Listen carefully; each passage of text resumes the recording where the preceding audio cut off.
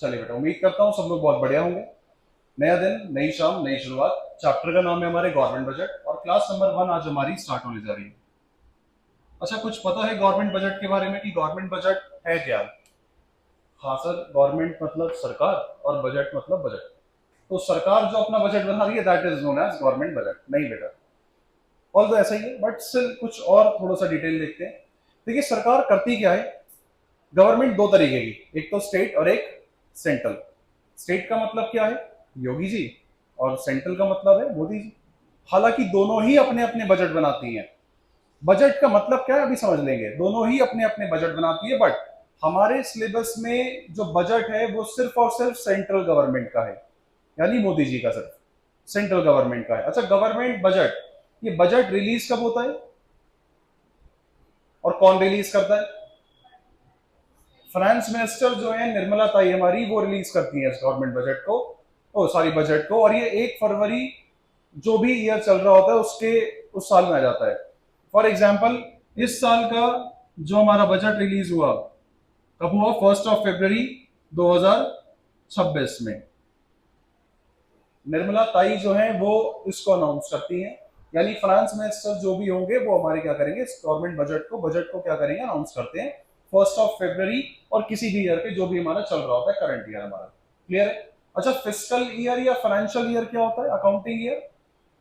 Accounting year जो होता है वो होता है हमारा 1 अप्रैल से किसी भी साल के 31 मार्च तक, 31 मार्च तक। फॉर एग्जाम्पल 1 अप्रैल 2026 2026 से 31 मार्च 2027 तक का जो होगा हमारा क्या कहलाएगा? फिस्कल ईयर, फाइनेंशियल ईयर या फिर अकाउंटिंग ईयर कह सकते हैं। कैलेंडर ईयर हमारा 1 जनवरी से 31 दिसंबर तक का होता है, जो कि हमें यहाँ नहीं लेते, लेकिन अकाउंट्स में, क्योंकि अकाउंट्स के हिसाब से भी हम फाइनेंशियल ईयर ही कंसिडर करके चलते हैं, जो कि होता है 1 अप्रैल 2026, या इसकी जगह 27 भी हो सकता है, 28 भी हो सकता है, और अगले साल की 31 मार्च तक हमारा। क्लियर है बेटा? अब बजट का मतलब क्या है वो देख लेते हैं। गवर्नमेंट बजट है क्या? देखिए सरकार ना कुछ लिस्ट बनाती है। सरकार क्या करेगी, आइटम वाइज कुछ लिस्ट बना लेगी कि उसमें कुछ कुछ आइटम्स ऐसे हैं जिनसे आने वाले साल में, मैं फिर बोल रहा हूं आज नहीं, आने वाले साल में, आने वाले साल में इन इन चीजों से मेरी इतनी रिसीट्स हो सकती है, इतना पैसा आ सकता है और इतना पैसा मेरा खर्च हो सकता है। यानी गवर्नमेंट कुछ आइटम वाइज लिस्ट प्रिपेयर करेगी कि इन चीजों से हमारा इतना पैसा आ सकता है, जनरली करोड़ में ही होता है, इतना पैसा आ सकता है और इतना पैसा हमारा खर्च हो सकता है। मेरा सवाल बस आपसे इतना है, एक सवाल है आपसे, क्या आप अगले महीने का अपने घर का खर्च मेरे को एक्चुअल में बता सकते हो कि मेरा 10,302 रुपए ही खर्च होने वाले हैं? अगले दिन का बता सकते हो? अगले पल का बता सकते हो? नहीं बता सकते। हाँ, आप एक अंदाजा लगा सकते हो। फॉर एग्जाम्पल, दिसंबर में घर में शादी है, तो सर नॉर्मली जनरली हमारा घर का खर्च जो होता है वो 25 से 30 हजार के बीच में होता है। हाँ, शादी है तो लेना देना भी होगा, कपड़े खरीदेंगे, शादी की शॉपिंग होगी, गोल्ड ज्वेलरी वगैरह। हाँ, हो सकता है हमारा उस टाइम पे 1.5 से 1.25 लाख रुपए खर्च हो जाए। आप एक एस्टिमेशन दे रहे हैं मेरे को, क्या दे रहे हैं? एस्टिमेशन। लेकिन क्या एक्चुअल बता पा रहे हैं कि 1,53,204 रुपीज ही खर्च होंगे? ऐसा बता पाओगे क्या? नहीं। ऐसे ही सरकार भी यही बात बोलती है, वो आइटम वाइज लिस्ट तो उसने प्रिपेयर कर ली, एक उसने लिस्ट प्रिपेयर कर ली कि इन चीजों से मेरे इतने पैसे आ सकते हैं, रिसीट्स हो सकती हैं, और इन चीजों पे मेरे इतने इतने खर्चे हो सकते हैं। लेकिन क्या ये एक्चुअल है? क्या ये रियल है? क्या उन्होंने अंदाजा लगाया है या एक्चुअल में बता दिया कि मेरे 25,405 करोड़ रुपए ही आएंगे? ऊपर नीचे हो नहीं सकते क्या? सोचो। बिल्कुल हो सकते हैं भाई, जैसा आप सोच रहे हो आपके हिसाब से थोड़ी ना दुनिया चलती है। हो सकता है कहीं और खर्च करने पड़ गए। हो सकता है आप एक कंपनी से एस्टिमेट कर रहे हो कि 1 करोड़ रुपए का रेवेन्यू आएगा, हो सकता है 1.25 करोड़ का आ जाए, उसने एक्स्ट्रा ऑर्डिनरी परफॉर्म कर दिया। हो सकता है ऐसा भाई, बिल्कुल होता है। मार्केट के सेंटिमेंट्स, इकोनॉमी के हालात अक्सर बदलते हैं, ठीक है, और उसी के हिसाब से हमें ढालना भी पड़ता है। तो आइटम वाइज लिस्ट हमारा क्या करती है, प्रिपेयर करती है सरकार हमारा, जिसमें कि आने वाले साल में जिसे हम बोलते हैं during an accounting year, fiscal year या फिर फाइनेंशियल ईयर, इन चीजों से हमारी इतनी रिसीट्स हो सकती है और इतने इतने हमारे पैसे हमारे यहाँ पे खर्च हो सकते हैं। दैट इज नोन एज, और जिस स्टेटमेंट में रिकॉर्ड करे जाते हैं उस स्टेटमेंट को क्या बोलते हैं हम? क्या बोलते हैं? Government budget. क्लियर है? एक बार पढ़ लेते हैं इसको। पेज नंबर 87 पे आप आ जाइए, एक बार पढ़ लेते हैं इसको।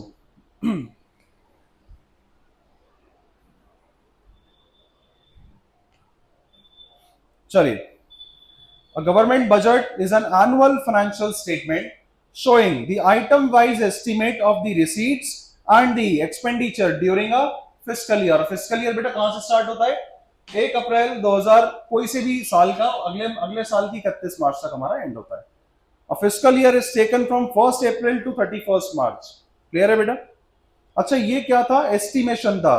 आइटम वाइज एस्टिमेट्स को आप एक बार अंडरलाइन कर लीजिए. ये एस्टिमेशन होता है, एक्चुअल कुछ नहीं होता कि हमारे 3200 करोड़ रुपए ही आएंगे. हो सकता है वो 3300 करोड़ आ जाए, 3400 करोड़ आ जाए, या कम भी आ जाए, 3000 करोड़ ही रह जाए हमारी रिसीट्स. हो सकता है ऐसा. अब मेरा सवाल ये है कि गवर्नमेंट बजट मतलब क्या जरूरत पड़ गई इसको रिकॉर्ड करने की, ऐसे आइटम वाइज लिस्ट बनाने की? क्यों, मतलब किस वजह से क्यों बना रही है सरकार ऐसा?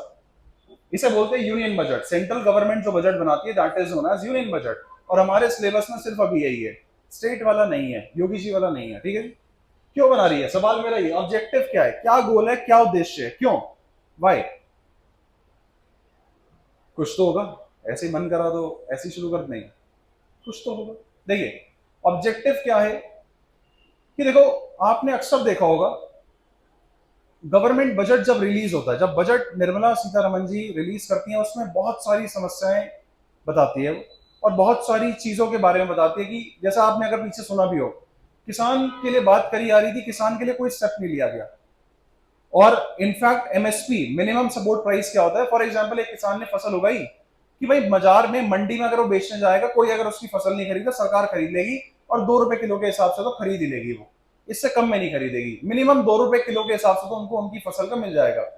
प्याज का आप देखो, हर बार हमारे देश में यही होता है, कभी प्याज के साथ अन्याय हो रहा है, कभी टमाटर के साथ. लास्ट ईयर टमाटर 200 रुपए किलो हो गए थे, शॉर्टेज हो गई थी. तो ये अन्याय चलता रहता है. और देखा जाए तो मिनिमम सपोर्ट प्राइस की हटाने की बात कर रहे थे बजट में. अगर हम बात करें, किसानों के लिए कुछ एक्स्ट्रा नहीं लेके आए, तो किसान जो थे वो धरने पे आ गए. ऐसे ये तो गलत है, प्राइवेटाइज हो जाएगा तो दिक्कत हो जाएगी. वो सही बात है भाई, सही बात है. आज जो एमएसपी की गारंटी सरकार दे रही है वो नहीं हो पाएगी. बाद में उस रूल को हटाया गया और चेंजेस करे गए. तो ऐसा अक्सर होता है. बट क्यों कर रही है? लेकिन अब एक बात बताओ, कुछ गुड्स ऐसे भी तो होते होंगे, फॉर एग्जाम्पल शराब, लिकर, ये अच्छी है बुरी है? मतलब शराब पीना अच्छी बात है बुरी बात है? अभी कहोगे डिपेंड करता है सर, ये तो पीने वाले के ऊपर पूछो. पीने वाले से पूछो तो वैसा वो तो कहेगा वैसा अच्छा, इससे अच्छा वरदान तो दुनिया में कुछ नहीं है. हाँ, मेरे एक फ्रेंड था, उसे कहो कि भाई साहब वो गुटखा खाता था, उसका था आदत, खैनी चैनी पता नहीं क्या होती है वो. उसकी आदत थी, पेपर लिखने से पहले, एमबीए का एग्जाम था हमारा, वो गया वॉशरूम में और उसने वो निकाला कुछ भी ऐसे ऐसे जो करते हैं ये लोग, वो करा और उसने मुंह में डाला. मैं कहा भाई साहब क्या कर रहे हैं? पागल है, मर जाएगा भाई एक टाइम. कह रहा नहीं, इसे नहीं खाऊंगा तो मर जाऊंगा, यही तो जीवन है. आप खाने वाले, गुटखा खाने वाले से पूछो, शराब पीने वाले से पूछो, उसको शराब पीने वाला हर नए पैग में उसको पहले से ज्यादा मजा आता है.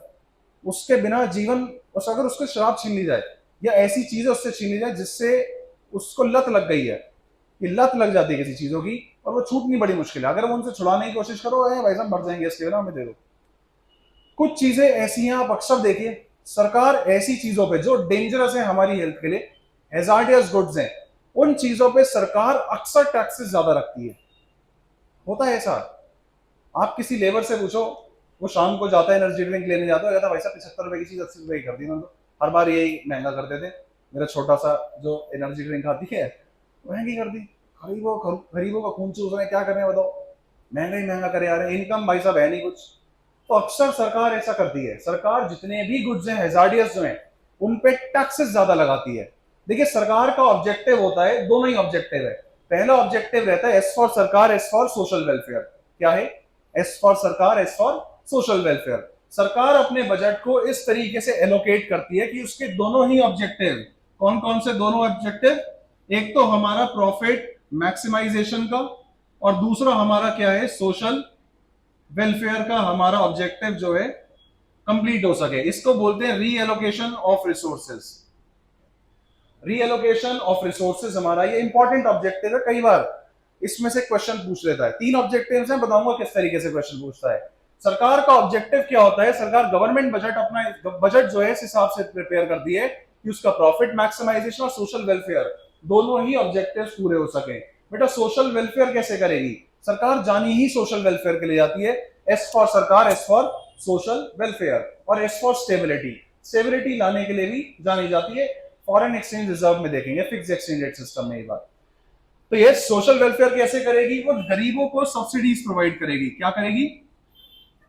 सब्सिडीज प्रोवाइड करती है कुछ चीजें जो हमारी सेहत के लिए अच्छी है। आप देखें एग्रीकल्चर प्रोडक्ट्स पे अक्सर अक्सर सरकार जो है वो सब्सिडीज ग्रांट्स करती है, प्रोवाइड करती है। ऐसा होता है, कुछ अच्छी चीजें हैं उन पे तो सब्सिडी देगी ताकि सोशल वेलफेयर हो सके। दूसरा, कुछ हैजार्डियस चीजें हैं जैसे लिकर हो गई, टबैको हो गया। आप अगर देखो एक ऐड आता था, ऊंचे लोग ऊंची पसंद, कमला पसंद। अब आप देखो ऐसे कुछ गुड्स हैं, फॉर एग्जांपल बोलो जुबा केसरी, आपने देखा होगा विमल का ऐड। अजय देवगन कह रहे हैं भाई साहब इसमें केसर है, खाओ, ये अच्छी बात है। यहां तक कि शाहरुख खान, इतनी बड़ी दिग्गज मैं कह सकता हूं पर्सनालिटी है वो भी ये बात कह रहे हैं भाई साहब लोग केसर खाओ, इसमें केसर है। अब कितने का आता है तंबाकू का पैकेट? होगा 5-7 रुपए, 10 रुपए का। ऐसे ही अक्षय कुमार, वो लिकर को तो प्रमोट कर ही रहा है, लिकर को तो करता नहीं, खुद तो पीता नहीं, और ऊपर से कह रहा है भाई साहब लो बोलो जुबा केसरी, 2 रुपए। होगा नहीं होगा? मतलब एक इंसान ने किलस्केन पे केस कर दिया। मतलब केसर सोचो, और हैरानी की बात है जो जज था उसने भी इसकी बात सुन ली। कह रहा भाई साहब एक बात बताओ कि गुटखे का पैकेट आता है 5 रुपए का, और केसर कितनी महंगी चीज है, वो है 2.5 लाख से 4 लाख रुपए पर किलो के हिसाब से मिलता है। मतलब केसर, मतलब अगर कोई भी उसका तिनका डाल दो दूध में तो अपने ऐसा बना देता है वो। ये मिठाई वाले भी डालते हैं, आप देखो ये बेवकूफ बना के ये क्या करते हैं, नकली डाल देते हैं कि असली है भाई साहब केसर। केसर बड़ी महंगी है। वो कह रहा है 2.5 लाख 4 लाख रुपए की जो आइटम है पर किलो के हिसाब से, वो 5 रुपए के पैकेट में कैसे मिल जाएगी भाई साहब? कौन सा केसर ऐसा खिला रहे हैं, मुझे तो समझ नहीं आ रहा। उसने किलस करके केस कर दिया और जज ने इनकी बात सुन ली। आज तक इन पे हियरिंग चल रही है, अभी तक हियरिंग चल रही है, इन पे सुनवाई है, जाना पड़ता है इनको हियरिंग के लिए। तो कह रहे भाई साहब आप या तो सीधा बोलो कि ये गुटखा है, गुटखा खाओगे तो नुकसान होगा। आप कह ही नहीं रहे गुटखा ही, आप कह रहे हो बोलो सुबह केसर, इसमें केसर है, खाओ इसे। अरे ये क्या बात है? तो जो भी गुड्स, अक्सर ऐसे गुड्स जो हैजार्डियस होते हैं, सरकार उन पे क्या करती है, टैक्सेस जो होती है वो क्या करती है, ज्यादा इंपोज करती है। और टैक्सेस ज्यादा इंपोज करेगी तो लोग डिस्करेज होंगे, तो कहीं ना कहीं सोशल वेलफेयर का ऑब्जेक्टिव भी पूरा हो रहा है। और दूसरा, जब टैक्सेस बढ़ाएगी, पहले अगर 100 रुपए की कोई चीज थी, टैक्स बढ़ा करके 120 रुपए हो गई और पैसा सरकार के पास आ रहा है, तो अल्टीमेटली जो पहले 100 रुपए की रिसीट थी आज 120 रुपए, तो हमारा पैसा भी सरकार के पास ज्यादा रहा है, जिससे अल्टीमेटली प्रॉफिट मैक्सिमाइजेशन का ऑब्जेक्टिव भी पूरा हो जाता है। देखिए सीधी सीधी बात है, मैंने आपको बताया था सरकार की शुरुआती दौर से एक मंशा है कि लोगों से कैसे टैक्स की वसूली करे, और बात सही भी है। देखो टैक्स लोगे नहीं, इनकम होगी नहीं, तो लोगों का भला क्या करोगे अपनी जेब से? कब तक करोगे भाई साहब? बात अलग है। पेस टैक्सेस सरकार क्या करती है, बढ़ा देती है हैजार्डियस गुड्स पे ताकि लोग डिस्करेज हो, अल्टीमेटली सोशल वेलफेयर भी अचीव होता है। और जितने भी हमारे गुड्स जो हमारी इकोनॉमी के लिए, हमारे हेल्थ के लिए अच्छे हैं, हैजार्डियस नहीं है, उन पे ग्रांट्स क्या करती है, उस पर गवर्नमेंट क्या करती है, सब्सिडीज प्रोवाइड करती है ताकि सोशल वेलफेयर का ऑब्जेक्टिव भी पूरा हो सके। इंपॉर्टेंट है, इसको मार्क कर लीजिए, 2 स्टार इसको मार्क कर लीजिए, क्वेश्चन अक्सर इस पे आ जाता है। किस तरीके से आता है भी डिस्कस करते हैं। और बताइए, पहला तो हमने कर लिया रीएलोकेशन ऑफ रिसोर्सेस, दूसरा देख लेते हैं क्या ऑब्जेक्टिव हो सकता है सरकार का। देखिए एक ऑब्जेक्टिव है, सरकार हमेशा अपना बजट इस तरीके से बनाती है कि अमीर गरीब में ज्यादा फर्क ना दिखे, अमीर गरीब में ज्यादा फर्क ना। हालांकि अब तो खैर सिनेरियो अलग हो गए। निर्मला ताई जी से पूछा गया भाई साहब आपने मिडिल क्लास लोगों के लिए बजट में क्या डाला है, तो उनका रिएक्शन था हो ये तो भूल ही गए हम। ये बड़ा वायरल हुआ है, इंस्टाग्राम पे आप देखेगा, ये बड़ा वायरल हुआ है रिएक्शन उनका। उनसे एक पत्रकार ने पूछा, रिपोर्टर ने पूछा कि आपने क्या डाला है, मतलब मिडिल, आपने सब अमीरों को अमीर करने की पॉलिसी सब डाल दी, गरीबों के लिए क्या है, मतलब जो मिडिल क्लास है, जो लोअर मिडिल क्लास है, उनके लिए क्या? तो उनका रिएक्शन तो हो ये तो भूल ही गए। ये बड़ा वायरल हुआ। अक्सर सरकार ये हरकतें कर रही है, बट चलो ये चीज हमारा नहीं है, बट इसमें हम लोग कवर नहीं कर रहे। बट कहीं ना कहीं सरकार जानी सोशल वेलफेयर के लिए जाती है, और सरकार कहती है कि भाई साहब अमीर गरीब में ज्यादा फर्क ना दिखे। इसलिए सरकार क्या करती है, जो अमीर लोग हैं उन पे अक्सर ज्यादा इनकम टैक्स, उस पर ज्यादा टैक्सेस लगाती है। जितनी अमीर लोग हैं उनको उनकी डिस्पोजेबल इनकम को कम कैसे करती है, टैक्सेस बढ़ा करके। और जो गरीब है उनको सब्सिडीज प्रोवाइड करती है, जिससे उनकी डिस्पोजेबल इनकम क्या होती है, डिस्पोजेबल इनकम मतलब जो खर्च करने लायक इनकम है। हमने पढ़ा था नेशनल इनकम में last phase disposable phase, disposition phase, आपने एक बार रिकॉर्डेड सेशन देख लेना उसका। तो हुआ क्या था, सरकार क्या करती है, अमीरों पे टैक्सेस ज्यादा लगाती है और गरीबों को क्या करती है, वो सब्सिडीज देती है, जिससे अल्टीमेटली उनकी डिस्पोजेबल इनकम बढ़ जाती है। और टैक्सेस हायर लगाने से अमीरों की डिस्पोजेबल इनकम कम होती चली जाती है, जो कि कहीं ना कहीं एक लेवल पे आके इक्वालिटी इक्वल होना शुरू हो जाता है। तो इससे हमारा क्या होता है, इनइक्वालिटीज जो होती है बेटा इनकम एंड वेल्थ की, जो इनकम एंड वेल्थ की जो इनइक्वालिटीज है वो रिड्यूस हो जाती है बेटा। क्लियर है? वो क्या हो जाती है, रिड्यूस हो जाती है। इस वाले ऑब्जेक्टिव को most most most important mark कीजिए, बहुत बार क्वेश्चन इस पे आ चुका है। किस तरीके से आया है वो भी डिस्कस करते हैं एक बार, क्योंकि लगे हाथ डिस्कस कर ही लेते हैं।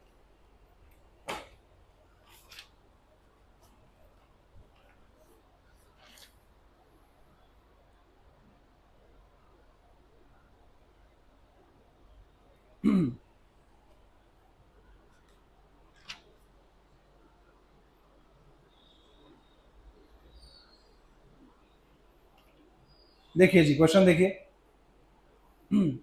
government budget can be a useful instrument in reducing inequalities in the distribution of income and wealth in an economy.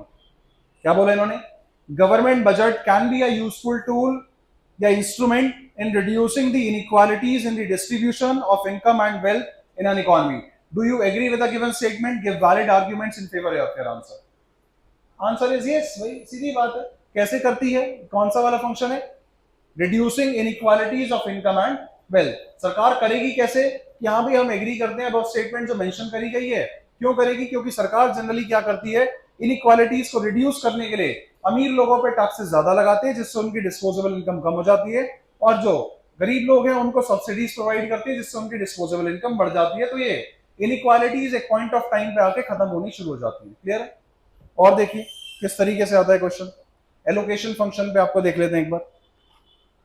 जो सबसे पहले ये जो हमने वो पढ़ा था ना, रीएलोकेशन ऑफ रिसोर्सेज, इसका एक और नाम है एलोकेशन फंक्शन। क्या नाम है, एलोकेशन फंक्शन। देखिए क्वेश्चन किस तरीके से आया, the government generally levy impose higher taxes।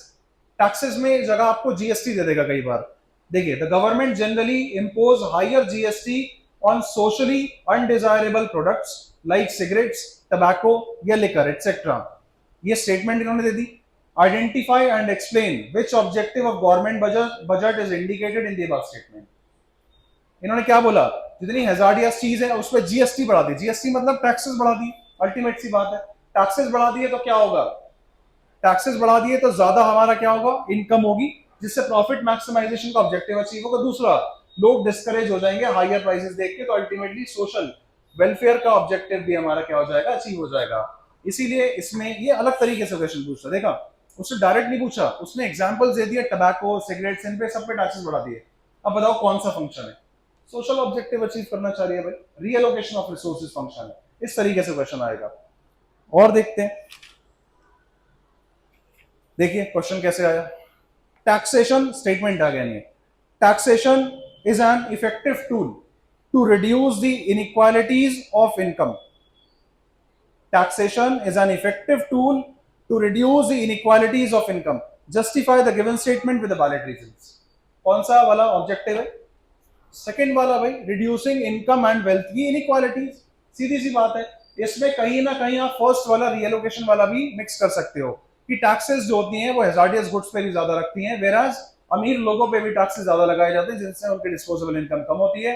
गरीबों को सब्सिडीज देती हैं तो उनकी डिस्पोजेबल इनकम बढ़ जाती है, और कहीं ना कहीं इनइक्वालिटीज जो है इनकम एंड वेल्थ की वो रिड्यूस होनी शुरू हो जाती है। क्लियर? चलिए, देखा क्वेश्चन किस तरीके से आ रहे हैं, ऐसे ही आएंगे क्वेश्चंस आपके। और ये एग्जाम वाले क्वेश्चंस हैं जो प्रीवियस ईयर क्वेश्चंस में, मतलब प्रीवियस ईयर पेपर्स में आ चुके हैं।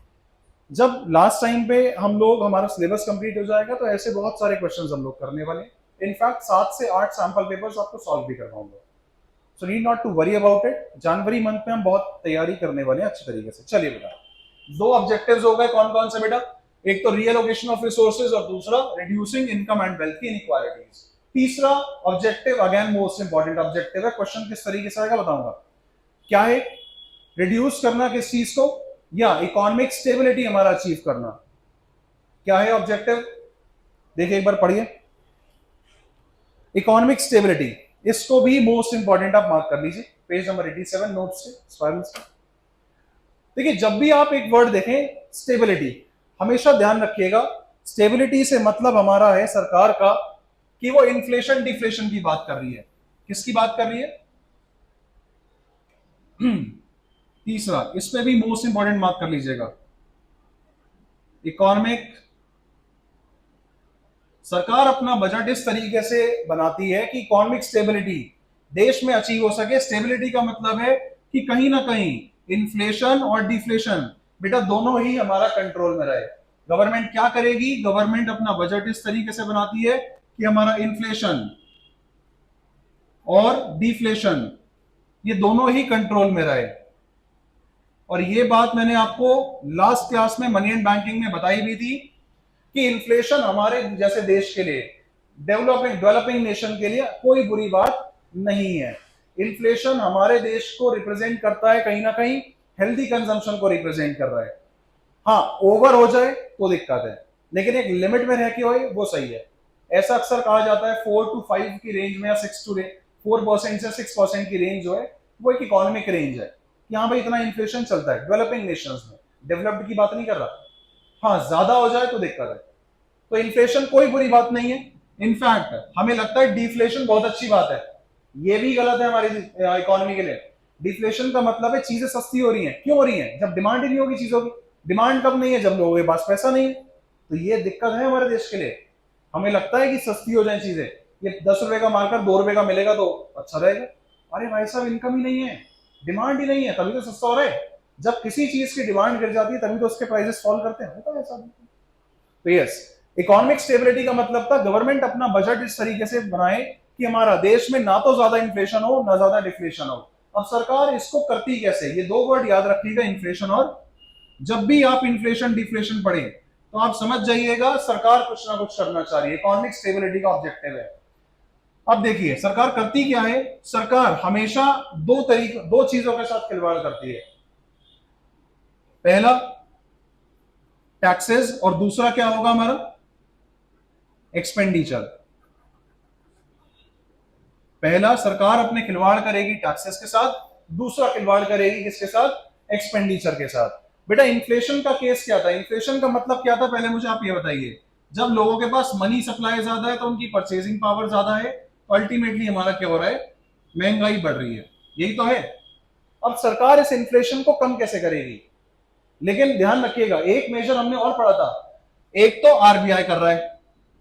आरबीआई के मेजर्स को क्या बोला था हमने? Monetary policy. मैं फिर बोल रहा हूं, आरबीआई जो करती है, जो पॉलिसी लेती है मनी सप्लाई को कंट्रोल करने के लिए, that is known as monetary policy. लेकिन सरकार भी कंट्रोल करती है। इस पॉलिसी को बोला जाता है फिस्कल पॉलिसी। क्या बोलते हैं? Fiscal policy. ध्यान रखिएगा, ये मोस्ट कंफ्यूजिंग क्वेश्चन है। कई बार वो आपको क्या करेगा? कंफ्यूज कर देगा कि आरबीआई ने टैक्सेस के साथ खिलवाड़ कर। अरे आरबीआई करता कहां है? वो तो गवर्नमेंट का काम है। इसमें डिफेंड और रिफ्यूट करके आता है। मैं आपको बताऊंगा ये वाला क्वेश्चन। तो आरबीआई जो पॉलिसीज इनकॉर्पोरेट करता है या लॉन्च करता है या इंट्रोड्यूस करता है वो होती है मॉनेटरी पॉलिसी, वेराज जो गवर्नमेंट करती है वो होती है fiscal policy. Fiscal policy is related with taxes and expenditure of the government. Clear है? अब मनी सप्लाई ज्यादा है, इन्फ्लेशन के टाइम पे क्या करना चाहिए? लोगों के पास ज्यादा पैसा है तो सरकार टैक्सेस को बढ़ाए या घटाए? बढ़ा दो भाई, जिससे उनकी डिस्पोजेबल इनकम कम हो जाएगी और अल्टीमेटली डिमांड कम करेंगे। और डिफ्लेशन के केस में क्या होगा? टैक्सेस को कम कर दो। वेयर सरकार अगर और खर्चा करेगी, इंफ्रास्ट्रक्चर बनवा रही है, बिल्डिंग्स बनवा रही है, डैम्स बनवा रही है, रोड्स बनवा रही है, तो सरकार के खुद मोदी जी खुद आगे बना रहे हैं। मतलब रिलायंस के जितने भी स्टोर हैं उस पर मुकेश अंबानी खुद बैठ रहा है, काम कर रहा है, झाड़ू पोछा। ऐसा थोड़ी, रामलाल काम कर रहा है भाई, उसका वर्कर। तो जब वर्कर काम करेगा, फैक्ट्री ज्यादा सेटअप होंगी तो अल्टीमेटली पैसा ज्यादा इकोनॉमी में दोबारा जाएगा और मार्केट में वैसे ही इन्फ्लेशन है। तो क्या करे? खर्चों को कम करे, इन्फ्लेशन के टाइम पे कम बढ़ाए? कम कर दे भाई। खर्चे कम करेगी तो जेब से पैसा कम जाएगा, किसी को तो दोगे। अब वो घूम करके, हमने सर्कुलर फ्लो में पढ़ा, वो घूम करके पैसा हमारे पास ही आता है, तो सबके पास मनी सप्लाई बढ़ जाएगा। तो इसलिए सरकार कहती है कि भाई साहब अपने खर्चों को कम कर दूंगी इन्फ्लेशन के टाइम पे और टैक्सेस को बढ़ा दूंगी। वेराज डिफ्लेशन के केस में खर्चे हम बढ़ाएंगे ताकि मनी सप्लाई बढ़ जाए, और टैक्सेस को रिड्यूस करेंगे ताकि लोगों की डिस्पोजेबल इनकम भी हमारी बढ़ जाए। और इस तरीके से सरकार क्या करती है, इकोनॉमिक स्टेबिलिटी का ऑब्जेक्टिव भी अचीव कर लेती है। इस तरीके से गवर्नमेंट बजट बनाती है अपना। क्वेश्चन सुनिए कैसे आया, इंपॉर्टेंट है, डबल स्टार मार्क कर लीजिए। Economic stability, reallocation of resources या फिर एलोकेशन फंक्शन, और रिड्यूसिंग इनकम एंड वेल्थ की इनइक्वालिटीज बार बार पूछा गया, बार बार रिपीटेटिवली गवर्नमेंट बजट में से ये क्वेश्चंस आए हैं। अब सुनिए क्वेश्चन क्या आया। Government budget can be a useful instrument in reducing inequalities of distribution of income and wealth in an economy. क्या बोला मैंने, government budget can be a useful instrument in reducing inequalities in distribution of income and wealth in an economy. Do you agree with the given statement? Answer is yes. ये कौन सा वाला function था, ये वाला reducing inequalities वाला। अब दूसरे तरीके से क्वेश्चन इस पे कैसे आया वो देखिए, अलग तरीके से आता है। देखिए, एज पर economic survey of India 2022-23 due to outbreak of geopolitical conflicts, ये केस स्टडी टाइप है, the result was higher international prices. क्या हुआ, जियोपॉलिटिकल कुछ कॉन्फ्लिक्ट्स हुए जिसकी वजह से जनरल प्राइस लेवल बढ़ गया। मतलब क्या हो रहा है, इन्फ्लेशन हो रहा है। जब मार्कर के प्राइस आपके 10 रुपए से ना होकर के 15 रुपए 20 रुपए एकदम से अचानक से हो जाए, या धीरे धीरे over the period of time बढ़ रहे हैं, that is known as inflation. जब जनरल प्राइस लेवल हमारे हाइक हो जाते हैं, तो ये हुआ फॉर फर्टिलाइजर्स एंड फ्यूल्स। ये किस चीज के लिए हुआ, फर्टिलाइजर और फ्यूल्स के लिए उनके प्राइसेस जो है वो बढ़ते चले गए। कुछ जियोपॉलिटिकल आपस में तनाव हुए दो देशों के बीच में, बहुत सारे देशों के बीच में, और ऐसा हुआ जैसे स्ट्रेट ऑफ हॉर्मोज अभी जैसा हुआ। स्ट्रेट ऑफ हॉर्मोज को अभी बंद कर दिया गया था जब ईरान, इजराइल और यूएस की वॉर चल रही थी। इसमें हुआ क्या, जो ऑयल का गल्फ कंट्री से ही आ रहा है और वहीं से ज्यादातर आ रहा है, 33% के आसपास वहीं से हमारा प्रोडक्शन हो रहा है। चाइना भी वहीं से खरीदता है, हम लोग भी वहीं से ले रहे थे, भारत में भी आता है, यूएस में भी, हर जगह से। उसको क्या करा, वहां से बंद कर दिया गया। अब हुआ क्या, वहां से क्या हुआ, शॉर्टेज होने शुरू हो गए और प्राइसेस क्या है, फ्यूल के बढ़ने शुरू हो गए थे। ये अक्सर ऐसा होता है, जियोपॉलिटिकल कॉन्फ्लिक्ट्स, जब दो या दो से ज्यादा देशों में आपसी तनाव होते हैं, खींचतान ज्यादा होती है, लड़ाई झगड़े होते हैं, वर्ल्ड वॉर के जैसे सिनेरियो बन जाते हैं, ऐसा अक्सर होता है। Thus, there was a higher need or fuel and fertilizer subsidy requirement for supporting the people. फिर सुनिएगा, as per Economic Survey of India 2022-23, due to outbreak of geopolitical conflicts, the result was higher international prices for fertilizers and fuel. Thus, there was a higher need for fuel and fertilizer subsidy requirement for supporting the people. ये थी statement. On the basis of given text, identify and explain the indicated objective of government budget. बताइए, demand ज्यादा हो रही है यानी inflation बढ़ता जा रहा है। उसने साफ बोल दिया फ्यूल और फर्टिलाइजर्स के प्राइसेस जो हैं वो बढ़ते जा रहे हैं जियोपॉलिटिकल तनाव की वजह से। आपस में दो देश लड़ रहे हैं, कुछ कुछ भी हो सकता है, इकोनॉमी का हालात खराब चल रहे हैं, बढ़िया चल रहे हैं, कुछ भी ऐसा हो सकता है जिस वजह से महंगाई होती जा रही है फ्यूल और फर्टिलाइजर्स के प्राइसेस में। अब बताइए कौन सा इंडिकेट करा गया है गवर्नमेंट बजट का ऑब्जेक्टिव हमारा, ये वाला भाई। अब सरकार करेगी क्या, इन्फ्लेशन को कंट्रोल कैसे करेगी, इन्फ्लेशन हो रहा है तो टैक्सेस को क्या करेगी, बढ़ा देगी, और सब्सिडीज को क्या करेगी, मतलब सब्सिडीज अल्टीमेटली वो कह रहे हैं सब्सिडीज देने की जरूरत पड़ गई है हमें। क्यों पड़ गई होगी, सब्सिडीज क्यों ज्यादा देने की, अरे प्राइसेस बढ़ रहे हैं भाई, वो कह रहे हैं सब्सिडीज उसकी सप्लाई बढ़ा दो, उसके प्राइसेस आप अपने सरकार अपने हिसाब से कम कर दे। तो यस, एक तरीका तो क्या था, टैक्सेस बढ़ा दो, दूसरा एक्सपेंडिचर को उस टाइम पे क्या कर दो, कम कर दो, या फिर सब्सिडी ज्यादा प्रोवाइड कर दो। तो कौन सा स्टेटमेंट जो है या कौन सा गवर्नमेंट बजट का ऑब्जेक्टिव इंडिकेट करा गया है, इकोनॉमिक स्टेबिलिटी वाला। मैं फिर बोल रहा हूँ अलग तरीके से क्वेश्चन आता है, एक्सप्लेन भी करना है इसको, आप बता दीजिएगा। दोनों ही केसेस अगर आप एक्सप्लेन करना चाहें दोनों कर सकते हैं, वैसे तो इन्फ्लेशन वाला पूछा है उसने। हाँ हाँ, जो भी होगा उसके हिसाब से, क्वेश्चन के हिसाब से आपको आंसर देना। फिलहाल के यही है, और आगे के क्वेश्चन अभी देखेंगे और तरीके से, किस तरीके से आता है क्वेश्चन। कई बार डायरेक्ट पूछ लेता है कि explain the economic stability objective of government budget, या फिर रिड्यूसिंग इनकम एंड वेल्थ की इनइक्वालिटीज वाला ऑब्जेक्टिव, कुछ भी पूछ सकता है आपसे। और बताइए गवर्नमेंट बजट क्यों बनाती है, मतलब क्यों बजट बनाने की जरूरत पड़ रही है, इकोनॉमिक ग्रोथ हो, इकोनॉमिक ग्रो करें, ग्रो कैसे करेगी, नेशनल इनकम में बढ़ा, प्रोडक्शन बढ़ा लो, या तो लोगों की इनकम बढ़ जाए। खर्चे बढ़ रहे हैं, इसका मतलब लोगों के पास ज्यादा पैसा है, अभी तो खर्चे कर रहे हैं, डिमांड कर रहे हैं, और तीसरा क्या हमारा रूल होता है कि भाई प्रोडक्शन बढ़ जाए देश में प्रोडक्शन ज्यादा होगा तो जीडीपी बढ़ेगी, और पूरे ऑल ओवर द वर्ल्ड ऐसे चलता है। किसी भी देश की अगर आपको प्रीमा फेसी पहली नजर में अगर आपको तरक्की देखनी है तो आप उसकी जीडीपी देख लो, बस अगर जीडीपी बढ़ रही है तो उस देश की तरक्की हो रही है। तो यस, कहीं ना कहीं जीडीपी कैसे बढ़ेगी, प्रोडक्शन जितना ज्यादा हो, प्रोडक्शन एक्टिविटीज ज्यादा हो रही है, तो जब जब प्रोडक्शन बढ़ेगा तब तक हमारा क्या होगा, जीडीपी भी हमारी बढ़ जाती है। वो बात अलग है, अभी हमारा ये मुद्दा नहीं है कि उस जीडीपी का फायदा, बढ़ती जीडीपी का फायदा सबको हो रहा है या नहीं हो रहा, poorest section of the society तक भी उसका बेनिफिट जा रहा है या नहीं जा रहा, वो बाद में देख लेंगे। ऑल तो पढ़ के आ चुके हैं, जीडीपी एक ट्रू इंडेक्स नहीं है सोशल वेलफेयर का, कुछ चीजें हैं उसके अंदर जो नहीं आती। नेशनल इनकम में हमने ऑलरेडी कवर कर दिया। तो यस, कहीं ना कहीं गवर्नमेंट इस हिसाब से अपना बजट बनाती है कि हमारे देश की तरक्की हो, प्रोडक्शन ज्यादा हो, और प्रोडक्शन ज्यादा करने के लिए वो क्या करती है, सब्सिडीज प्रोवाइड करती है। जो हैजार्डियस गुड्स नहीं है, जो अच्छे गुड्स हैं, उनको क्या करती है, जैसे केमिकल्स हैं, फर्टिलाइजर इंडस्ट्री को सब्सिडी प्रोवाइड कर दी, फार्मर्स को सब्सिडीज प्रोवाइड कर देता है केमिकल फर्टिलाइजर्स में। तो ऐसा होता है प्रोडक्शन बढ़ाने के लिए, तो इकोनॉमिक ग्रोथ हो, ये वाला भी ऑब्जेक्टिव हमारा क्या होता है, सरकार का होता है। एम्प्लॉयमेंट चैप्टर में मैं आपको एक आध चीजें और बताने वाला हूँ कि सरकार ना कुछ स्कीम्स लेकर के आती है कि 100 दिन आपको नौकरी मिलेगी, मनरेगा वगैरह कुछ और स्कीम्स है, सरकार अक्सर ऐसा लॉन्च करती है। जैसे अभी बिजनेस को प्रमोट करने के लिए एमएसएमई जो था उनको प्रमोट करने के लिए क्या करा कि भाई साहब आप 5 लाख रुपए तक का लोन ले सकते हो, आप नए स्टार्टअप्स लगाओ, स्टार्टअप इंडिया में स्टार्टअप आप लगाओगे तो ज्यादा बेहतर है।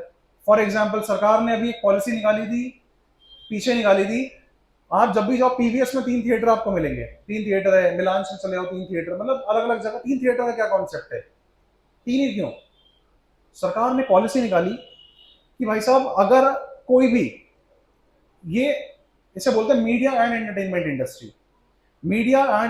इंडस्ट्री को बूस्ट करना है हमें, और इसमें सरकार ने इतनी अच्छी स्कीम निकाली, कह रहे जो भी मीडिया एंड इंडस्ट्री इस इंडस्ट्री में आ रहे हैं, एंटरटेनमेंट इंडस्ट्री में 3 थिएटर अगर आप खोलोगे, स्टार्टअप होना चाहिए पहली बात, तो 100 करोड़ से कम का टर्नओवर होना चाहिए, आपको 10 साल में, आप किसी भी 3 साल अगर आप प्रॉफिट कमा रहे हो इस इंडस्ट्री में आके, ये एंटरटेनमेंट इंडस्ट्री, ये थिएटर खोल के 3 थिएटर है अगर, तो आपको 3 साल तक, 3 कंसेक्यूटिव साल तक कितना ही प्रॉफिट हो आपका, करोड़ों में ही हो, कोई दिक्कत नहीं, आपको इनकम टैक्स नहीं देना, 0 इनकम टैक्स।